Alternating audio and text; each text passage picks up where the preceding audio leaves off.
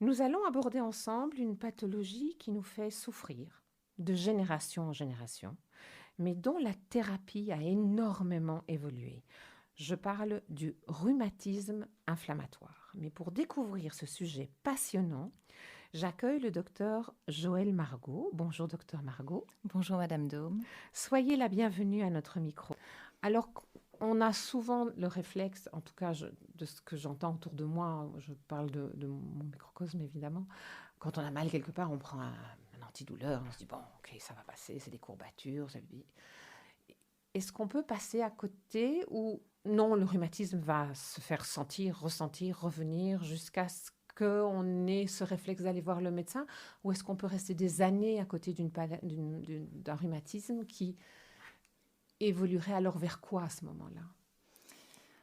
Je ne pense pas. Je pense que vraiment la symptomatologie est tellement très précise, importante que le patient consulte. Le problème, c'est quand le patient s'adresse à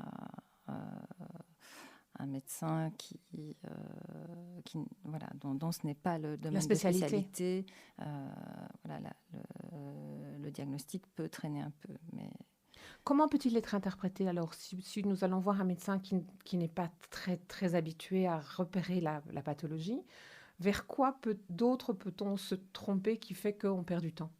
On pourrait mal diagnostiquer un rhumatisme inflammatoire et le prendre pour un problème mécanique, une sollicitation mécanique excessive. Alors qu'en fait, il y a une affection grave qui est en train de s'installer et d'abîmer l'articulation du patient. Et quelle est la part active du patient dans la pathologie et quelle est la part du médecin? Parce que nous sommes, en tout cas en Belgique, je pense, habitués quand on a mal quelque part. On va voir le médecin, on attend un médicament miracle, on sort, on se dit je prends ça 2 semaines et c'est bon. Quand on soigne le rhumatisme, comment se passe la relation? À quoi doit-on s'attendre? Combien de temps faut-il? Que fait le patient de son côté et que peut apporter le médecin de son côté? Alors, la part active du patient, c'est vraiment dans la bonne adhésion au traitement. Donc là, il faut parler peut-être d'abord des traitements de ces rhumatismes inflammatoires, puisque la médecine a énormément évolué ces 20 dernières années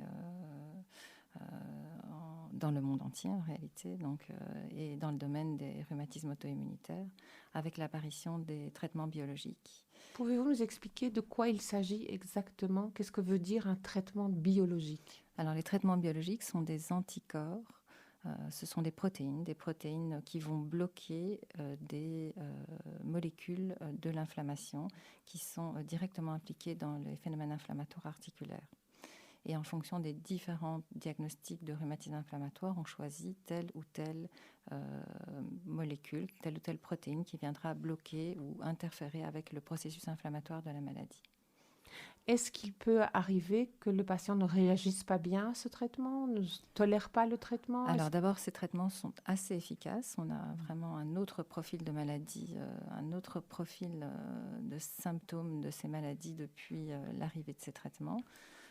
On ne voit quasiment plus de grandes déformations articulaires, de grandes destructions articulaires, donc ça c'est vraiment fantastique. Mais effectivement, ces traitements ont des effets secondaires. Lesquels? Alors, il s'agit principalement d'une diminution des défenses immunitaires. Donc, ce sont des traitements qui sont immunomodulateurs ou immunosuppresseurs. Et donc, il faut là que le patient soit vigilant et attentif à ce qui lui arrive. Et pouvez-vous nous expliquer, parce que vigilants à quoi, attentifs à quoi, quelles peuvent être ces réactions? Alors, ce sont non, il n'y a pas de réaction directe aux médicaments, ou très rarement. Ou parfois, on peut avoir des intolérances ou des toxicités rares que l'on décèlera dans une prise de sang.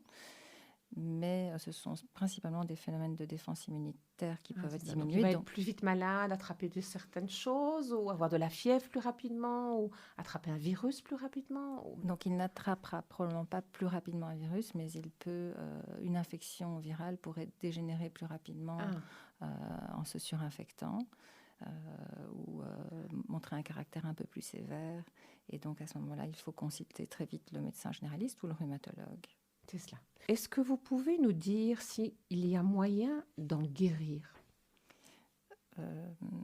Les rhumatismes inflammatoires apparaissent lorsqu'il y a un terrain génétique favorisant.